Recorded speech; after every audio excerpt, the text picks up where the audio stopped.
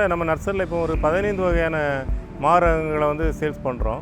இது செங்கவருக்குங்கிற ஒரு மாரகம். நம்ம பார்த்தீங்கன்னா நாசிக் பசந்துங்கிற ஒரு ரகம். அடுத்து வந்து பார்க்குறது வந்து தாய் பனானா மேங்கோன்னு சொல்லி. அடுத்து நம்ம பார்க்குறது வந்து மல்லிகாங்கிற ரகம். அடுத்து நம்ம பார்க்குறது கேசருங்கிற ஒரு வெரைட்டி. அடுத்தபடி நம்ம பார்க்கக்கூடிய ஒரு ரகம் பார்த்தீங்கன்னா ப்ரோனோக்கிங்கிற ஒரு ரகம். அடுத்து நம்ம பார்க்கக்கூடியது ஒரு அமரப்பள்ளிங்கிற ஒரு மாமரம். அடுத்து நம்ம பார்க்குறது காலப்பாடிங்கிற ரகம்.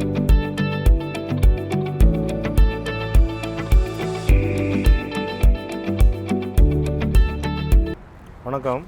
நம்ம கிரீன்லேண்ட் நர்சரியில் வந்து மா, பலா, வாழை போன்ற ரகங்களை வந்து முக்கியத்துவம் கொடுத்து நம்ம சேல்ஸ் பண்ணி வரோம். அதனுடைய கன்றுகள் பார்த்திங்கன்னா ரேர் வெரைட்டிஸ் கன்றுகளை தான் இப்போ பெரும்பாலும் விரும்புகிறாங்க. அதாவது கஸ்டமர் வந்து விரும்புகிறது வந்து புதுசாக என்ன ரகம் வந்திருக்கு, இப்போ மா ரகம்னா கூட அதில் மா ரகத்தில் என்ன ரகம் புதுசாக இருக்குது அப்படிங்கிற மாதிரி தான் கேட்குறாங்க. அதனால் இப்போ நம்ம கிட்டத்தட்ட நம்ம நர்சரியில் இப்போ ஒரு 15 வகையான மா ரகங்களை வந்து சேல்ஸ் பண்ணுறோம். அதை பற்றி நம்ம இந்த வீடியோவில் பார்க்கலாம். முதல்ல பார்த்திங்கன்னா இது செங்கவருக்குங்கிற ஒரு மாரகம். இந்த ரகம் எப்படின்னு பார்த்தீங்கன்னாக்கா, இது கேரளாவில் நம்ம ஊரில் எப்படி பங்கனப்பள்ளி, காலப்பாடிலாம் சொல்கிறோமோ அதேமாதிரி ஒரு சிறப்பான ரகம். அந்த இது அதாவது கோட்டூர் கோணங்கிற பேர்லேயும் சொல்லுவாங்க. 2 பேர் இருக்குது இது இந்த ரகத்துக்கு. செங்கவருக்குன்னு சொல்லி நாகர்கோவில் பகுதியில் சொல்லுவாங்க. கேரளாவில் போயிட்டிங்கன்னா கோட்டூர் கோணம்னு சொல்லுவாங்க. இது என்னென்னாக்கா நம்ம அட்வான்ஸாகவே ஈல்டுக்கு வரும். இந்த மரத்தோடைய பழத்தோடைய தன்மை என்னென்னாக்கா, நம்ம அக்டோபர் நவம்பர்லேயே பூக்க ஆரம்பிச்சிடும். ஒரு 3-4 மாதத்துக்கு ஃப்ளவரிங் இருக்கும். இந்த பழம் வந்து ரொம்ப 300 கிராம் 400 கிராம் தான் வெயிட் இருக்கும். பழமும் ரொம்ப அட்ராக்டிவாக இருக்கும். மேல் தோல் பார்த்திங்கன்னா ஒரு ஆரஞ்சு கலந்த கலரில் இருக்கும். ஒரு பழத்து கொஞ்சம் நார்ச்சத்தும் இருக்கும். அதாவது நம்ம ரொம்ப ஓல்டு வெரைட்டின்னு சொல்லலாம் இதை. இது வந்து பாரம்பரிய ரகம். ரெண்டாவது இதில் நார்ச்சத்து அதிகமாக இருக்கிறதுனால அந்த நிறைய பேர் இதை விரும்பி சாப்பிட்றாங்க. பழைய ரகங்கிற ஒரு பாரம்பரிய ரகங்கிற ஒரு இதில் இதனுடைய கன்றுகள் பார்த்திங்கன்னா நம்மகிட்ட வந்து சின்ன செடிகளாகவும் இருக்குது. இப்போ பார்த்திங்கன்னா இந்த செடி வந்து ஒரு 1.5 அடி 2 அடி ஹைட்டில் இருக்குது. இதேமாதிரி செடிகள் வந்து 6 அடி 7 அடியில் கூட பெரிய செடிகளாக கூட இருக்குது. இதுவும் ஒரு நம்ம பகுதியிலே நல்ல ஒரு மகசூலை கொடுக்கக்கூடிய ஒரு சிறந்த ரகம்.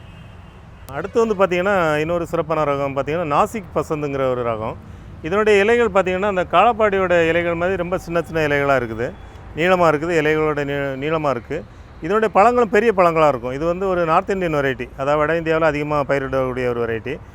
பார்த்திங்கன்னா இந்த பழங்கள் வந்து ஒரு 2 கிலோ வெயிட் வர அளவுக்கு பெரிய பழங்களாக இருக்கும். நிறைய காய்க்கும். பழங்கள் வந்து ரொம்ப டேஸ்ட் ரொம்ப சிறப்பாக இருக்கும். பொதுவாக இந்த இமாம் பசந்து ஒட்டின டேஸ்ட்டில் இருக்கும். நம்ம இது இமாம் பசந்தும் நாசிக் பசந்துக்கும் ரொம்ப டேஸ்ட் வித்தியாசம் சொல்ல முடியாது. அது இமாம் பசந்து ஒரு நல்ல ரகம் இல்லையா, நல்ல ஒரு நல்ல ரொம்ப ஸ்வீட்டான ரகம், ரொம்ப டேஸ்டான ரகம். அதேமாதிரி தான் இந்த ரகமும் ஒரு நல்ல ரகம். இதுவும் இது ஒரு ரேர் வெரைட்டி தான். நம்ம சென்னையை பொறுத்தளவு நம்ம நர்சரியில் நம்ம சேல்ஸுக்கு வச்சுருக்கோம். அடுத்து வந்து பார்க்குறது வந்து தாய் பனானா மேங்கோன்னு சொல்லி. இது ஒரு தாய்லாந்து வெரைட்டி. பார்த்திங்கன்னா இது வந்து பனானா, அதாவது தாய் பனானா மேங்கோங்கும் போதே உங்களுக்கு பேரை வச்சே தெரியும். இது பழம் வந்து ரொம்ப நீளமாக வரும். ஒரு 1 அடி 1.5 அடி நீளம் வந்த அளவுக்கு 1 அடி வரும். மேக்ஸிமம் 1 அடி அளவுக்கு வரும். ரொம்ப பெரிய சைஸாக இருக்கும். ஒரு 2 கிலோ 2.5 கிலோ வெயிட் வர மாதிரி இருக்கும். பழம் ரொம்ப ருசியாக இருக்கும். தோல் வந்து மெலிசாக தான் இருக்கும். ரொம்ப சிறப்பான ரகம். இது வந்து இந்த மாதிரி நீளமான பழமாக வர்றது நம்ம ஆக்சுவலாக பெங்களூரா கிளிமூக்குன்னு சொல்கிறோம் இல்லையா, அந்த மாதிரி பழத்தை மாதிரி நீளமாக வரும், லாங் சைஸாக வரும். அதுதான் பனானா மேங்கோன்னு வச்சுருக்காங்க. அடுத்து நம்ம பார்க்குறது வந்து மல்லிகாங்கிற ரகம்.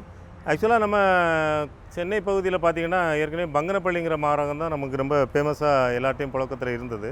அது பார்த்திங்கன்னா கிலோ ஒரு 60 ரூபா 70 ரூபா விற்கும்போது, இந்த இமாம் பசந்துங்கிற மாமரம் வந்து பார்த்திங்கனாக்கா 120 ரூபா 140 ரூபா விற்கும். ஆனால் இந்த வருஷம் என்னாச்சுனாக்கா இந்த இமாம் பசந்து மார்க்கெட்டில் நிறையா வந்தது. அதனால் அதனுடைய விலையும் கொஞ்சம் கம்மியாக இருந்தது. மக்கள் பங்கனப்பள்ளியிலேருந்து இப்போ இமாம் பசந்த் மாம்பழம் அதிகமாக வாங்கி சாப்பிட ஆரம்பித்தாங்க.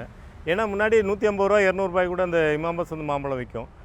அப்படிங்கும்போது அது எல்லாராலையும் வாங்க முடியலை. இந்த வருஷம் வந்து நிறையா இமாம் பசந்த் வந்ததுனால நிறைய அதை வாங்கி பயன்படுத்த ஆரம்பித்தாங்க. இப்போ அதனுடைய பங்கனப்பள்ளியுடைய ருசியை கொஞ்சம் மறந்து இப்போ இமாம் பசந்த் ருசியை கொஞ்சம் ரசிக்க ஆரம்பிச்சிருக்காங்க. அடுத்தபடியாக பார்த்திங்கன்னா அந்த வரிசையில் தான் பார்த்திங்கன்னா இந்த மல்லிகாவை சொல்லலாம். இந்த மல்லிகாங்கிற ரகம் ஏற்கனவே நம்ம ஒரு 20-25 வருஷத்துக்கு முன்னாடியே நம்ம வேளாண்மை பல்கலைக்கழகத்தில் கண்டுபிடிச்சி ரிலீஸ் பண்ணிட்டாங்க. இருந்தால் கூட மக்கள்கிட்ட ரொம்ப பிரபலியம் ஆகலை. அதுக்கு என்ன காரணம்னாக்கா, இந்த ரகங்கள்லாம் இருக்கும் புழக்கத்தில் இருந்ததுனால ரொம்ப பிரபலியம் ஆகலை. இப்போது நிறைய பேர் இந்த பழத்தை வந்து விரும்புகிறாங்க. ஆக்சுவலாக நான் இந்த பழத்தை சாப்பிட்டு பார்க்கும்போது கோயம்பேடு மார்க்கெட்டில் கூட இது பழம் கிடைக்கல. அப்புறம் நமக்கு திருவள்ளூர் மாவட்டத்திலேருந்து பன்னூருங்கிற ஒரு வில்லேஜிலேருந்து நம்ம ஒரு விவசாயி கொடுத்து அனுப்புகிறாங்க. அப்போ தான் சாப்பிட்டு பார்த்தேன். சாப்பிட்டு பார்க்கும்போது அதனுடைய ருசியினுடைய தன்மை தெரிஞ்சுது. ஆக்சுவலாக நம்ம எப்போவுமே நம்ம மேலோட்டமாக பார்த்துட்டு போகும்போது அதனுடைய இதை தெரிஞ்சிக்க முடியாது. அதனால தான் நம்ம வீடியோவில் கூட எல்லா பழங்களையுமே சாப்பிட்டு அது நல்லா இருந்தால் நமக்கு என்னுடைய ஒப்பீனியன் உங்களுக்கு சொல்கிறேன். அந்த வகையில் பார்த்திங்கன்னா இந்த ரகம் ரொம்ப சிறப்பான ரகம், மல்லிகாங்கிற ரகம். இன்னும் வருங்காலத்தில் வந்து இந்த மல்லிகாங்கிற ரகம் பிரபல்யம் ஆகிறதுக்கு நிறைய வாய்ப்புகள் இருக்குது. இப்போ வீட்டு தோட்டத்திலும் சரி, விவசாயிகளாக பெரிய தோட்டங்களாக பயிர் செய்கிறவங்க கூட இந்த மல்லிகாங்கிற ரகத்தை அடுத்த சான்ஸாக, இமாம் பசந்துக்கு அடுத்த சான்ஸாக இதை பயன்படுத்தலாம்.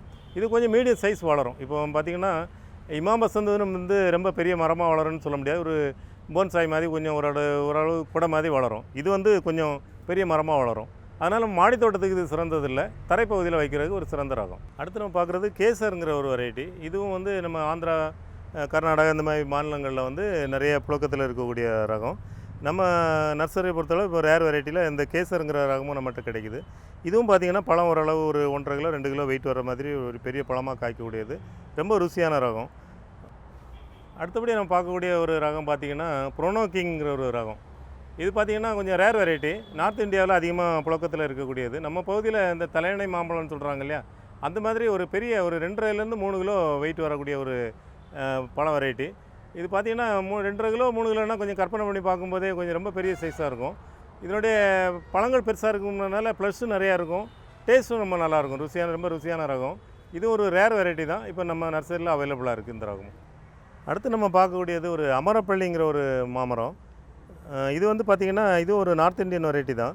இதுவும் பழம் பார்த்திங்கன்னா ஒரு நீள் வடிவத்தில் இருக்கும். அதாவது மற்ற பழங்கள்லாம் உருண்டை வடிவத்தில் இருக்கும்போது இது ஒரு நீள் வடிவத்தில் இருக்கும். இதுவும் வந்து நல்லா ஒரு 1.5 2 கிலோ வெயிட் வர மாதிரி பெரிய பழமாக காய்க்கக்கூடிய ஒரு ஒட்டு ரகம். இதுவும் நம்ம இந்த நர்சரியில் இருக்குது. இதனுடைய பழமும் ரொம்ப டேஸ்ட்டாக இருக்கும்.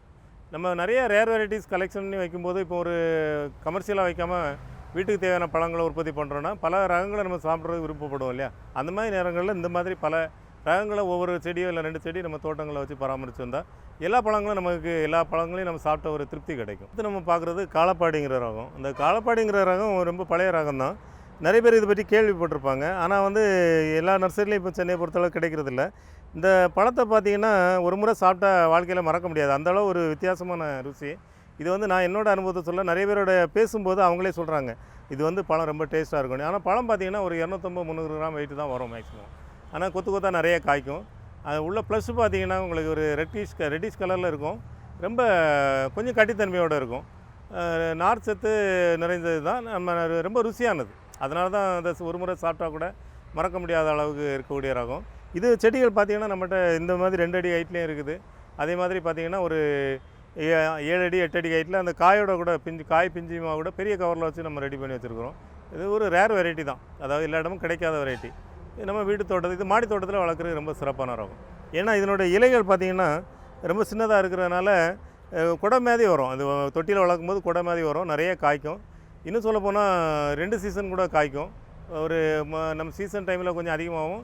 அது அந்த சம்மர் சீசனில் பார்த்திங்கன்னா இது பார்த்திங்கன்னா வருஷத்தில் 2 முறை காய்க்கக்கூடிய தன்மையுடைய இது மாடி தோட்டத்துலேயும் வளர்க்கலான்னு சொன்னேன். அதேமாதிரி தரைப்பகுதியிலையும் வளர்க்கலாம். இது தரைப்பகுதியில் வீட்டு முன்பகுதியிலலாம் வச்சோன்னா அந்த ஒரு வீட்டுக்கே ஒரு அழகு கொடுக்குற மாதிரி ஒரு குடை மாதிரி அமைப்பில் வளரும். அந்த மாதிரி ஒரு சிறந்த ரகம் இது.